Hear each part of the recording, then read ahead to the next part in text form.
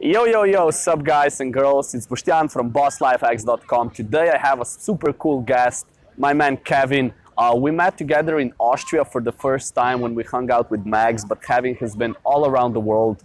He has this amazing Facebook group that you guys need to join. It's called Young and Rich and Free, and he's pretty much an entrepreneur, been involved in many businesses, startups, like business development. Maybe you can tell them a little bit better about who you are and what you do. Sure, thank you very much for having me. I started out basically like 4 years ago. I had a super great job, great internship, business school, top student, and I said, fuck this shit, I don't want to do that. I want to do my own thing, I want to build my own empire, my own business. And I started out doing multiple things, like we had client service, marketing agency, we developed some apps, raised money for investors. I went to Silicon Valley and went doing a lot of consulting work with clients regarding sales and marketing, mostly focused on B2B.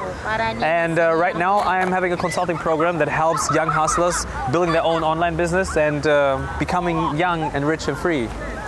That's awesome. I actually heard a lot about that. We can share some good stories later on to them.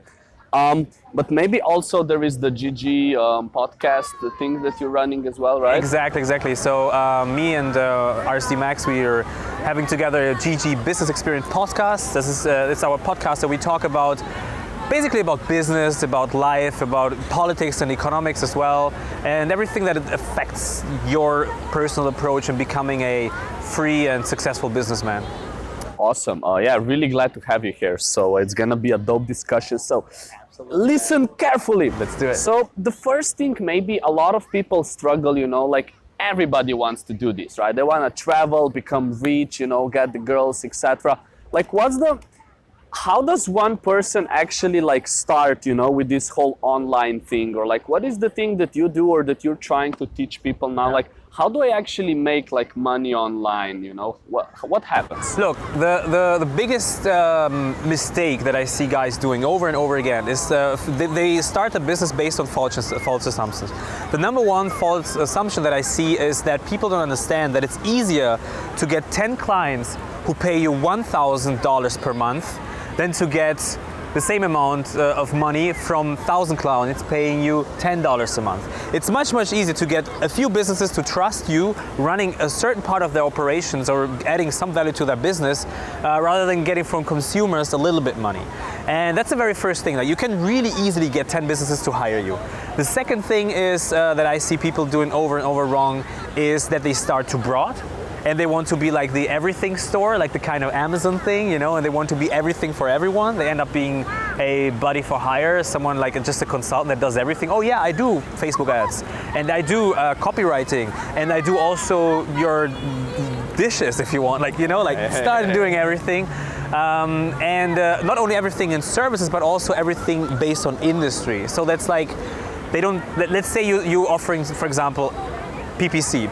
It's like you're running a marketing agency, you're offering PPC. I always say to guys look for a specific industry you want to go into. Like you do PPC only for restaurants or only for gourmet restaurants.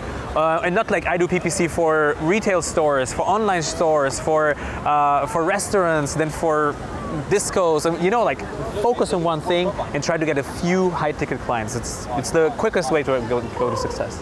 Gotcha. That makes a lot of sense, and confirming from everything I've seen as well, it just makes a lot of sense.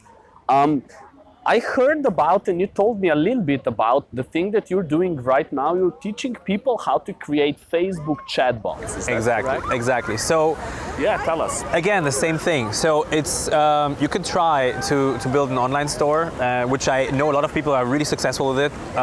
And to be honest, it's a long way to try which product works and which doesn't.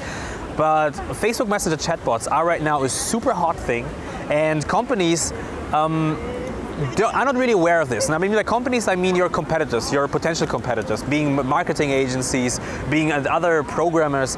And that happens that you have now in this field of chatbots, which has already the technology for you to go out there and build it and sell it easily without any programming skills, without any marketing skills. You can start building a chatbot right now, and it takes you 4 hours, and you have your first chatbot up and running on Facebook and already taking traffic in and segmenting and adding real value.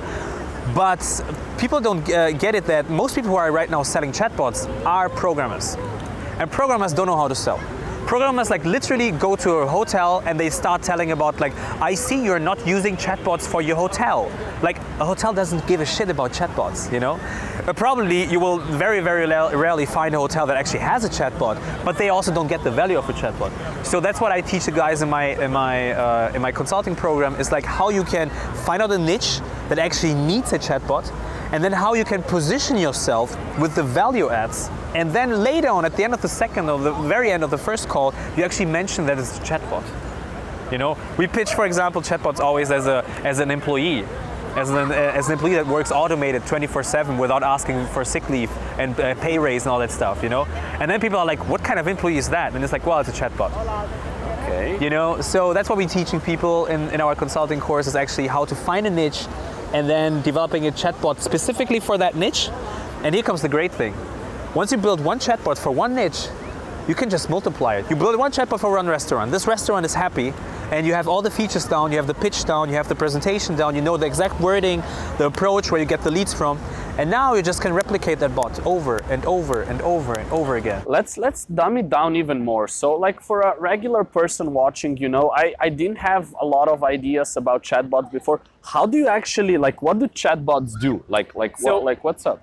It's like, that's why I always advise strictly against selling chatbots, and rather selling a solution, because chatbots have so many applications. Let's say you're running an online store. Then a chatbot is a perfect tool for you to automate your customer support, because a chatbot can actually read the messages that are coming in and then solving most of the tickets, of course not all, most of the tickets through understanding the text and giving pre-written answers. You know, like, where's my package? Oh wait, here's a database. Boom, there's your package. Here's the tracking number. Look it up yourself. Or how much is it to ship to Australia? Boom, here's the answer. Because people are too lazy to read, right? So that's like one thing. Now let's walk away from online stores. Let's talk, for example, for gyms.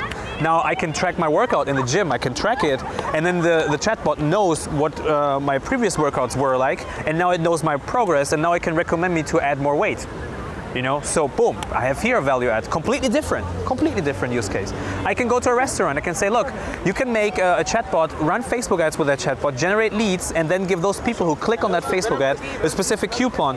People can only use that coupon when they come into your office, in your restaurant within 24 hours. Boom, you're generating now offline traffic, you're creating, like, from online traffic, you're generating offline visitors. So it's, again, completely different use case. However, if I go to all those three guys and tell them about chatbots, they will be like, so what? You know? So you have to know how to package it, how to present it. So that's why the use cases are so broad. The chatbot can even like replace on mobile a landing page. You can use it as an ad destination on Facebook, and it can replace your landing page. It can be a lead generation tool. It can be a follow-up tool, because it can send up automated follow-up emails. It can automate your email process. You know, it can do so many things. That's why it's impossible to just pin it down one thing, you know.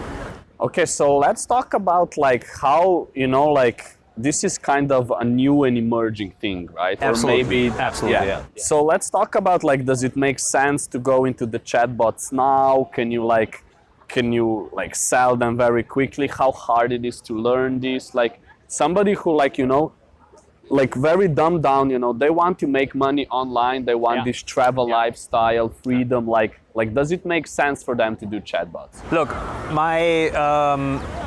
just an example. I have one student in my course. He joined the course, and 13 days after he joined the course, he sold his first chatbot for 9,000 euros, which is roughly 12,000 US dollars.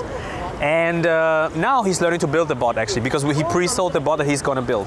And the learning curve to build a bot, I would say, is a week maximum. Like, not too bad. Like from knowing nothing to having a really good bot that actually runs and generates traffic and qualifies and all that stuff.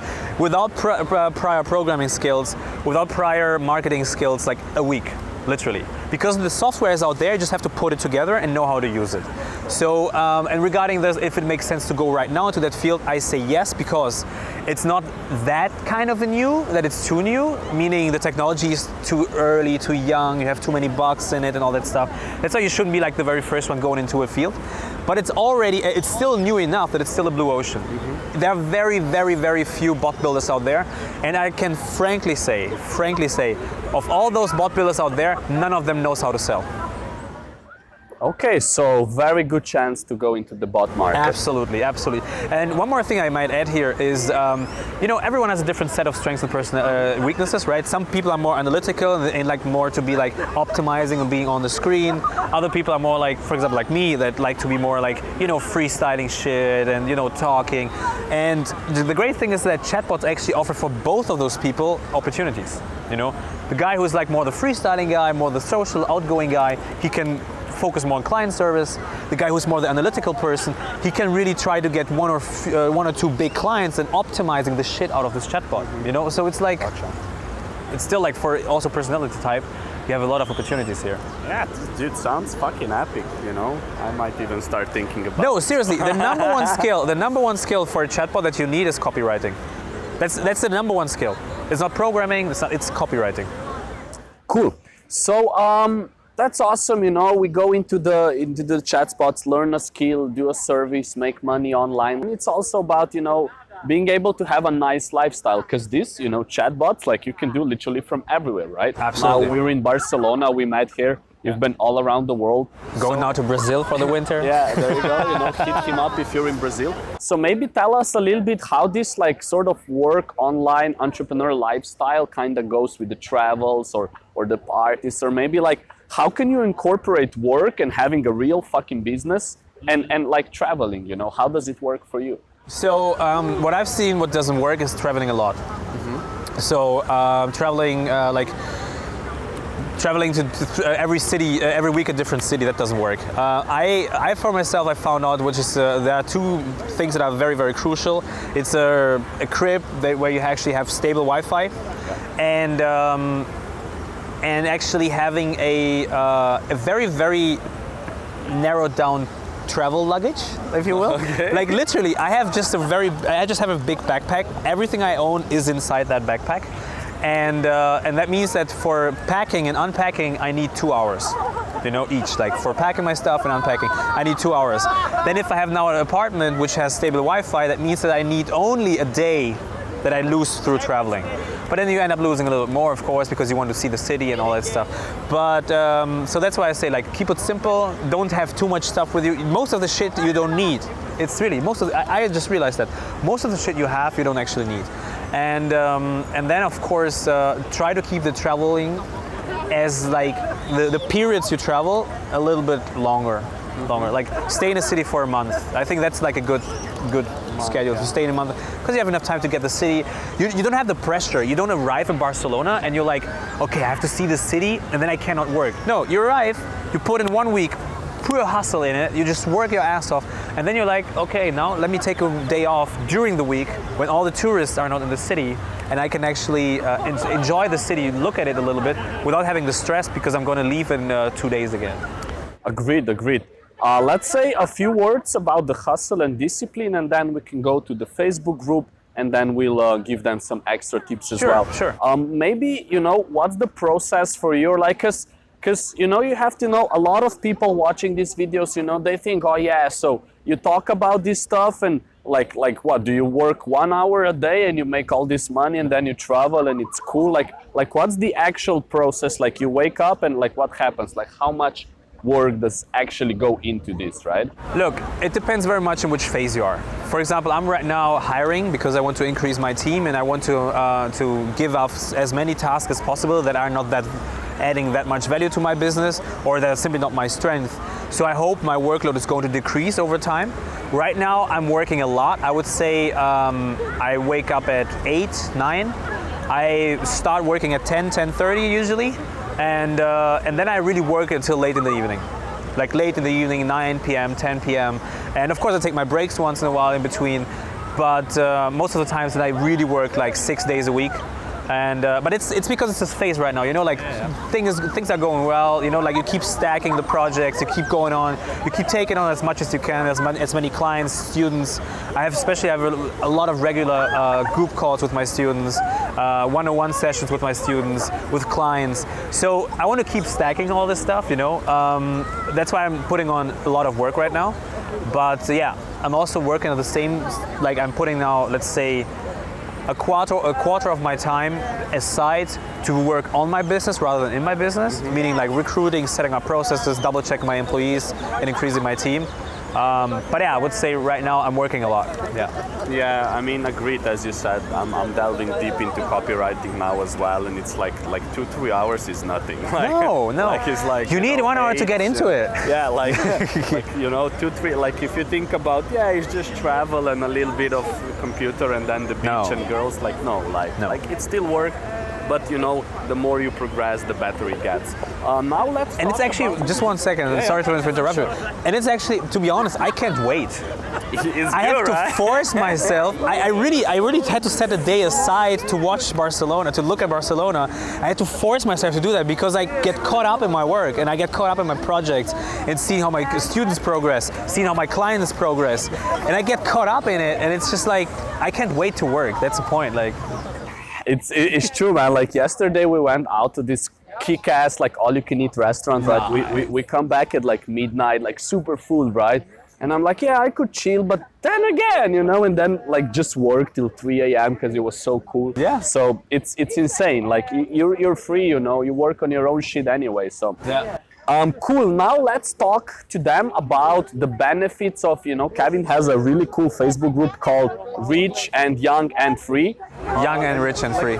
Young and Rich and Free, sorry. Young and Rich and Free. So let's talk about the benefits of being into that Facebook group, what happens there, etc. Well, look, exactly what we just talked about, like this process from like moving away from being like this everything store, for everyone.